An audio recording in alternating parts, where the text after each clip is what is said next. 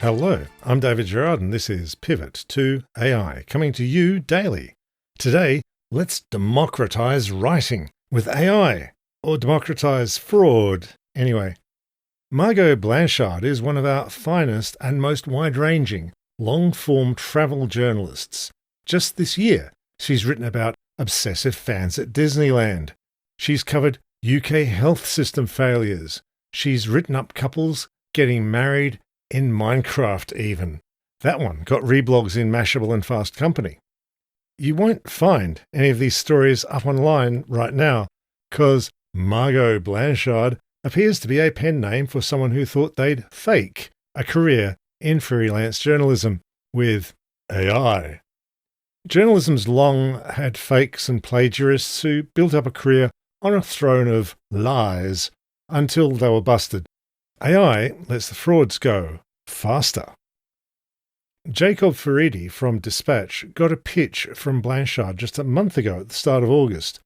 She offered to write about, quote, Gravemont, a decommissioned mining town in rural Colorado that has been repurposed into one of the world's most secretive training grounds for death investigation, unquote.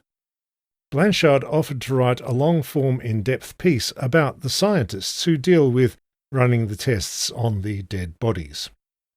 Faridi thought it sounded like the perfect article for Dispatch, but he did wonder a bit how, right away, the pitch sounded like it was, quote, written by ChatGPT, unquote. So he went looking a little deeper. The town of Gravemont, Colorado doesn't exist. It looks like it never existed. Faridi asked Blanchard for copies of the public records requests she'd said she had, and she didn't answer. He told Press Gazette about Blanchard. They went diving a bit further. Wired ran the article on couples who met in Minecraft in early May.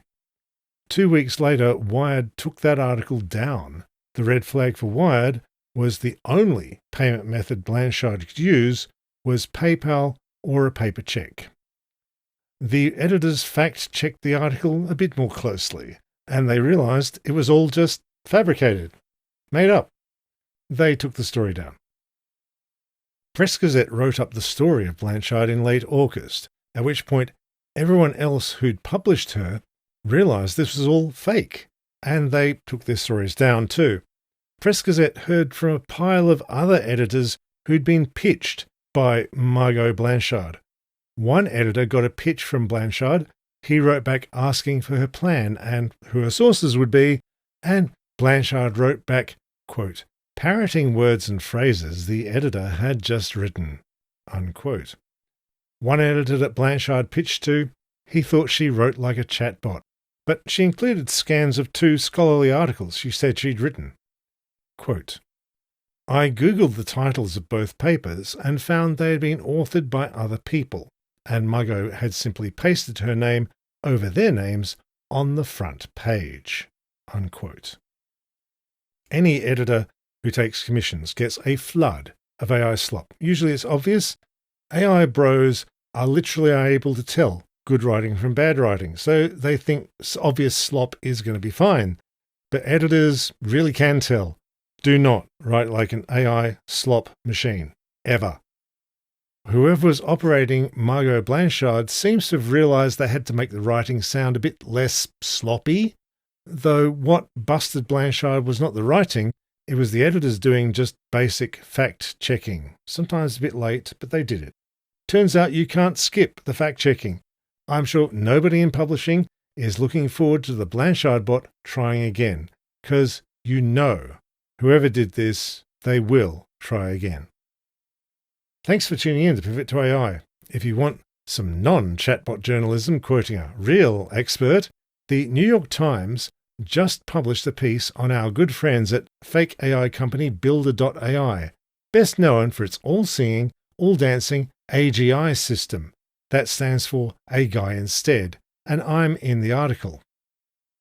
Quote, fake AI has long been pervasive in Silicon Valley, but with the bubble, it's really taken off, said David Gerard, who runs the popular debunking site Pivot to AI. If you want funding, you just say a bunch of AI words. machine learning and large language model, and this is the future. You don't have to actually have AI. Unquote. See, Pivot is officially popular. The New York Times said so. I think that's Pivot's first major press coverage. I've linked the New York Times article in the comments, so send that to everyone you know as evidence. They should be looking at all the Pivot to AI links you're already sending them. You and they should also hit like and subscribe, leave a good podcast review, and drop just $5 into the Patreon linked in the show notes below, so I can keep Pivot coming out daily. It really helps that so much. Thank you all. See you tomorrow, and bye for now.